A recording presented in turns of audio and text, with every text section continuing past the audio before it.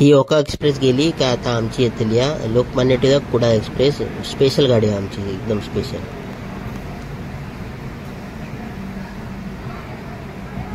गाडी इलेली आहे प्लॅटफॉर्मला तब्बल 1-1.5 तास लेट कुडाळ स्पेशल एक्सप्रेस जग मारल्याने तिकीट काढले कुडाळ गाडी.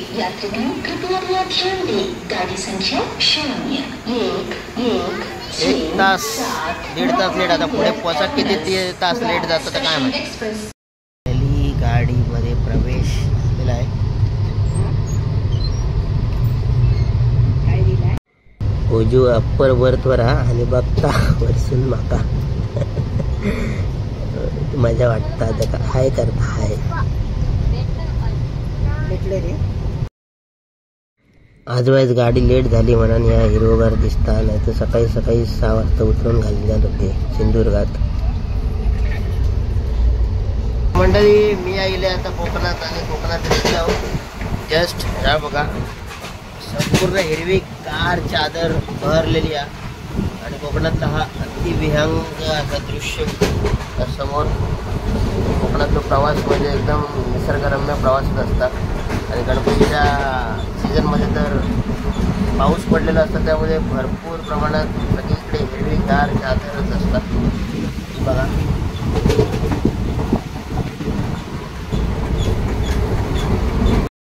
नमस्कार मंडळी आणि मी गेलोय आता कोकणात आणि कोकणात रेगलोय. नुकताच रत्नागिरी पास झाला आणि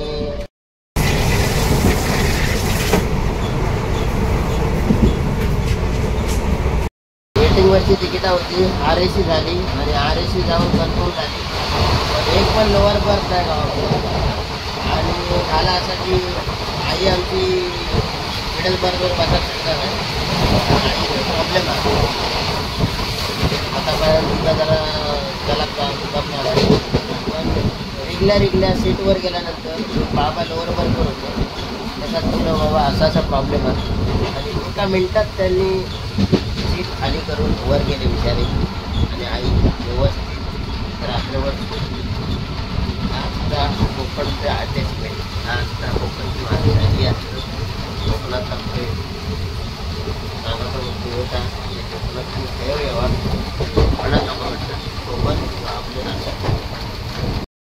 आई आमची लोअर बर्थवर व्यवस्थित झोपली आहे आणि ते बाबा आहेत. बाबांनी आमका सीट दिलेली बिचारे लोअर बर्थवरचे वरती मिडल बर्थला गेले. ह्या प्रेम असतात. गाडी विलवड्यामध्ये इली आणि बघा आता जस्ट विलवडे 8:30 वाजता लागली. आता इथून सिंधुदुर्ग म्हणजे जवळजवळ 100 किलोमीटर अजून पुढे.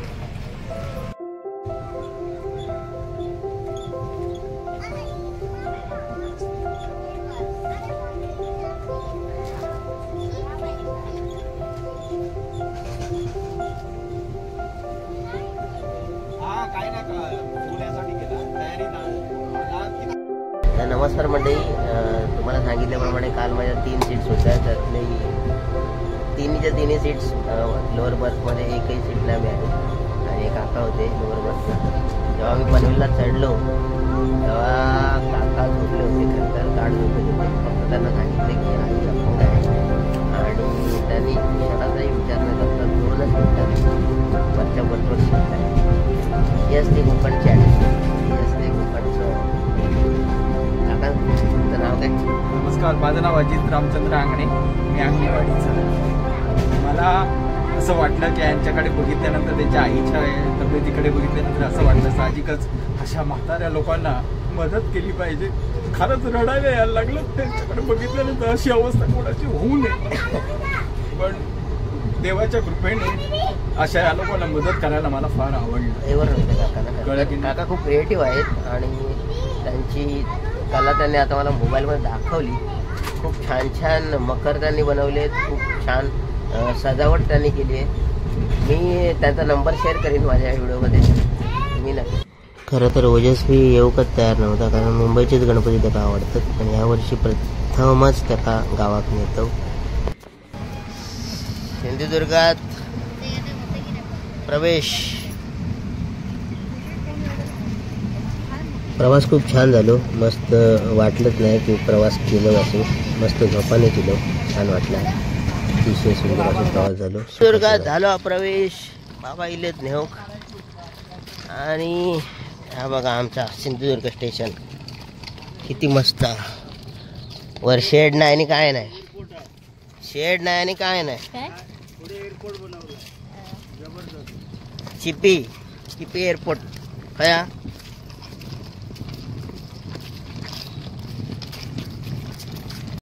सिंधुदुर्गात उतरा. रिक्षेतून आता घराकडे चाललो.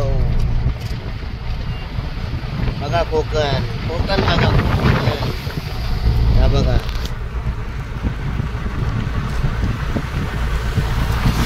मस्त झालो आहे तो रोड. आता जबरदस्त रोड झालो.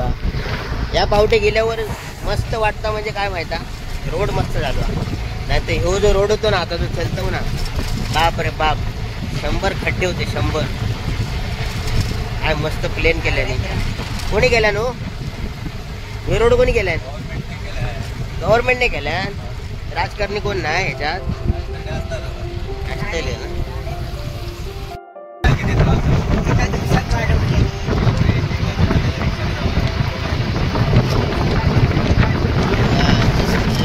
सिंधुदुर्ग बघा. सिंधुदुर्ग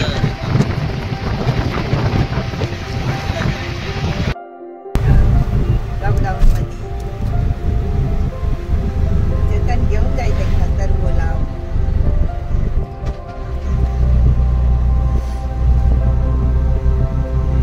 बाकी आकाशीकडे तळ्याचे केलं असतं.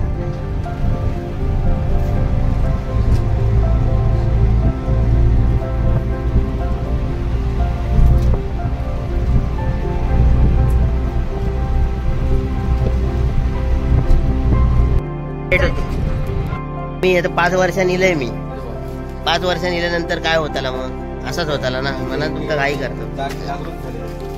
जागरूक म्हणजे सगळे लहरी उचलाक लागले. एक तर घर दिसणार नाही 5-5 वर्षात. नाव काय तुमचा? दळवी. श्याम सुंदर केशव दळवींनी आमका हे घरापर्यंत पोहोचवल्याने त्यांची रिक्षा ही त्यांचा रिक्षाचा व्यवसाय आणि बऱ्या प्रकारे व्यवसाय त्याचा चाललेला. गावात इले काय सगळे दाखरमानी येतात ते रिक्षानंच. त्यामुळे रिक्षाचा मोठा प्रवास असता. स्टेशनपासून घराकडे येऊ आपला सोडल्याने. धन्यवाद दादानं. का आभारी असो.